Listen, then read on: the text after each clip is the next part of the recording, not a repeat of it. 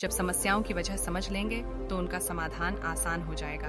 गौतम बुद्ध की एक प्रचलित कथा के अनुसार एक दिन सुबह सुबह सभी शिष्य बुद्ध के प्रवचन सुनने के लिए एक साथ बैठे हुए थे। कुछ देर बाद बुद्ध अपने साथ एक रस्सी लेकर आए। तथागत के हाथ में रस्सी देखकर सभी शिष्यों को हैरानी हुई।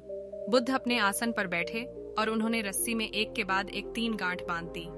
इसके बाद उन्होंने शिष्यों से पूछा कि क्या ये वही रस्सी है जो गांठ बांधने से पहले थी। इस प्रश्न के जवाब में एक शिष्य ने कहा कि तथागत, इसका उत्तर थोड़ा मुश्किल है। ये हमारे देखने के तरीके पर निर्भर करता है। एक तरह से तो रस्सी वही है, इसमें कोई बदलाव नहीं है। एक अन्य शिष्य ने कहा कि अब इसमें 3 गांठें लगी हुई हैं, जो कि पहले रस्सी में नहीं थीं। इसे बदला हुआ भी कह सकते हैं।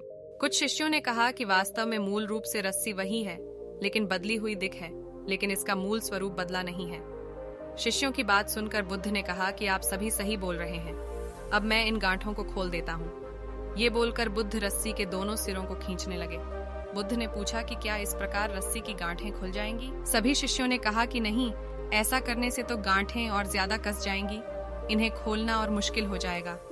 बुद्ध ने कहा कि ठीक है, अब एक अंतिम प्रश्न, इन गांठों को खोलने के लिए हमें क्या करना होगा? शिष्यों ने कहा कि हमें इन गांठों को ध्यान से देखना होगा, जिससे हम जान सकें कि इन्हें कैसे लगाया गया है।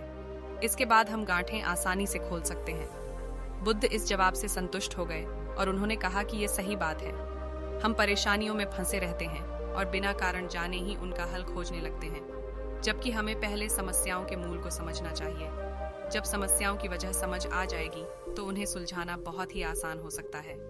इस कहानी से हम सीखते हैं कि समस्याओं को सुलझाने से पहले हमें उस समस्या के मूल पर ध्यान देना चाहिए, जिसके बाद आप पाओगे कि कोई भी समस्या बड़ी नहीं होती, बस हमारा उसे देखने का तरीका अलग होता है।